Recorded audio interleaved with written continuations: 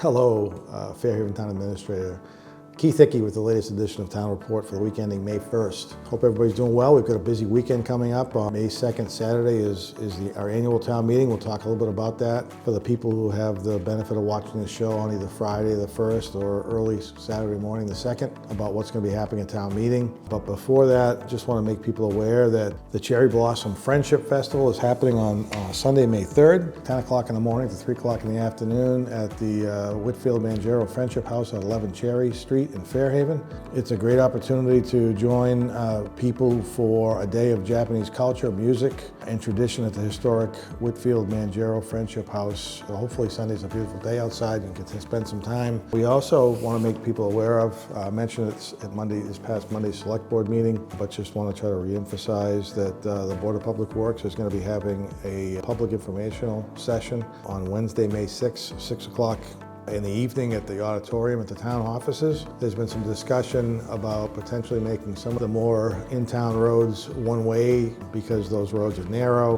With parking on both sides of the street, oftentimes there are conflicts between cars coming both ways at the same time and the width of the road not being wide enough in some of those locations. There's also some other information that they want to share with the public and get some feedback on whether or not to move forward with some or all of the recommendations that are being presented in the report. If you have some time and you want to go to those meetings, you're more than welcome to do that. With regards to this past Monday night, we had a select board meeting with a number of things on the agenda. Some of the bigger items that were discussed is we had an individual who was looking to utilize the Rogers School. As everybody's probably aware, the Rogers School has been closed for a number of years. Town tried to sell the property, and one of the bidders who did not win the bid has been litigating against the town for a number of years. So we still own that particular piece of property. We have a person who wanted to come in and do a summer art show at the Rogers School from the 27th of June to August 6th. A little bit of a neat opportunity in my mind. What the organization was going to do was come in and make repairs to the Rogers School in the areas they were going to use to make sure that it was safe to use, that it was ADA compliant, and that there were bathrooms there. The Select Board was concerned about any potential liability that might occur either during the show or after hours, and just felt that risk was too great to approve the use of that vacant building. That request was denied. We've also had Fairhaven Improvement Association. They get their concerts under the stars approved from the 9th of July to August 6th from 6 to 9 o'clock at night in the center of town, as well as their homecoming fair, which is going to be on the 27th of June. Other items just to make people aware of, we discussed how many police officers are needed at some of the polling places, at the election places. There was a thought and a request from a resident to drop it from 3 to 2. It would have saved about $900 a year. The Select Board agreed that they wanted people to feel safe and comfortable, so the Select Board voted to keep it at 3 police officers. We also discussed a question that's going to be placed on the town election ballot in June. If you recall, 3 years ago or so, there was a request to remove police and fire employees from civil service. The unions both agreed, have been compensated for that, and there was errors made in the process of getting them removed. So at town meeting on Saturday, there's a question on the warrant to authorize the removal of the fire chief. On the ballot in June, there's going to be a question to remove the police officers and firefighters from civil service. Again, all of those members that were employed in 3 years ago, also the majority supported anyways, and as I mentioned, were compensated for that. We also talked on Monday night about a couple of amendments that are going to be proposed. It was discussed at last week's Finance Committee meeting. The state has provided an additional $90,000 in general fund revenue, $94,000 actually, and what I proposed to the Finance Committee and the Select Board was to utilize $90 of that $94,000. Some of that was to restore the funding for the animal shelter, to keep the animal shelter employed with a full-time animal control officer, as well as keeping the facility open for the fiscal 27. The Select Board and the Finance Committee both supported that. There was a remaining $34,000 that I was recommending be used to replace funding that I had recommended cutting in the overtime budgets for police and fire. The Finance Committee supported that. The Board of Selectmen instead chose to have those funds be added to the local school department appropriation. So there'll be an amendment at town meeting to amend the operating budget by $90,000 to provide additional funding to the Public Safety Department for the operation of the animal shelter, as well as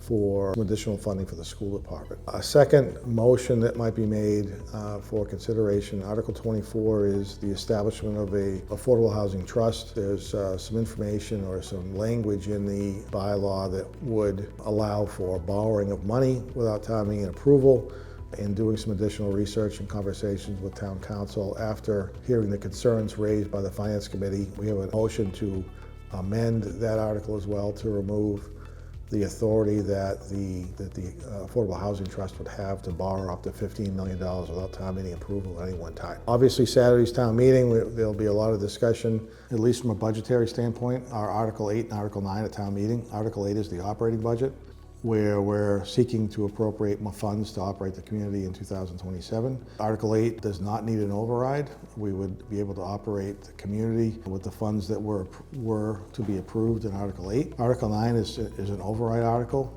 Article 9 would require an override vote, not just a town meeting, but also need to go on the town ballot that people will be voting on June 9th. There'll be a ballot question seeking whether or not voters approve an override. And if that override were to be approved on the ballot, then that override would be in place at that point. So there's a two-step process for an override: a town meeting approval and then a ballot approval. If it does not pass a town meeting, you won't see it on the ballot. One other article that I just want to make people aware of, because it's been getting a lot of publicity, I think, on Facebook and reposts and things of that nature, is Article 23, which is the removal of the fire chief from civil service. If those of you who have been around for 3 or 4 years remember, back in 2023, the town successfully negotiated with the police and fire unions to remove those unions from civil service. Police and firefighters in the union have been compensated since 2023 for agreeing to leave civil service. The town was required to ask the community and the voters the same way the positions went into civil service, and that didn't occur. So what we ended up finding out over the last year or so was the fire chief has to be removed from a vote at town meeting. The police and fire unions have to be removed from a ballot vote on the town election, and the police chief needs to be removed by having a question put on the state ballot that will happen, I think, in the fall. So the firefighters have been posting because they don't support the process that's being used. In meeting with them on Monday, their concerns were that in their opinion, the question of removing police and firefighters should come before the police and fire chiefs. Because if the town doesn't support removing the police and firefighters, they don't believe the police and fire chief should be removed. I disagree. I'm hopeful that the town approves all 3 separate questions whenever they come in front of you. The unions support it because they voted for it and approved it based on being compensated. Whether ultimately the police and firefighters remain in civil service or not, I believe that the police and fire chief should come out of civil service. Really, primarily just for the purposes of making sure we have a qualified police and fire chief in place. Right now with civil service, oftentimes you have a very limited pool of people that you can promote from within, and in a perfect world, we absolutely want to promote our command staff in the police and fire departments from within the existing ranks. But there are occasions where that may not be possible, and what civil service would require us to do is hire somebody, or fight us if we tried to hire somebody outside of the civil service list that's kept. So we would have potentially an inexperienced police or fire chief that just isn't ready yet because they haven't been part of that command staff to be hired for a police and fire chief. So I got a lot of calls and emails from people saying, from seeing the initial post from the fire union, and I explained to them that I was disappointed with the fire union in posting these things on Facebook. I didn't think there was a violation of the contract because it was discussing the fire chief position, not the fire union positions. The post that was posted within the last 24 hours, in my mind, goes over the line. I think can be easily argued that it discusses the fire union employees as well, which is a violation of the collective bargaining agreement. And I thought we had had a conversation that addressed that situation, and while we agreed on the process and which question came first with the fire chief or the fire and police officers, they at least understood it and respected it. I guess I was sadly mistaken. So I think there'll be some discussion on Saturday about the removal of the fire chief position from civil service. I'm hopeful that the people who are at town meeting to vote to support removal of that position. And then, like I said before, on June 9th, they support the removal of the police and firefighters from that as well. From my point of view, civil service is something that was probably fantastic in the past, but I have had the opportunity to interview candidates for police and firefighters who were entry-level employees that were taken from a civil service list. And there have been times where I wouldn't want to have put a squirt gun in a police officer candidate's hand, let alone a handgun. And we were limited as to who we could hire because of the civil service list. So my goal in trying to hire anybody in the police and fire departments is to hire the best candidate who may not necessarily be on a civil service list.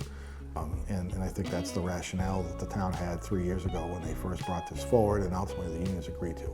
So I expect this issue probably isn't done yet. We'll be talking about this off and on through June 9th, but just wanted to give you at least my perspective on what's being voted on Saturday and what's being voted on June 9th and why.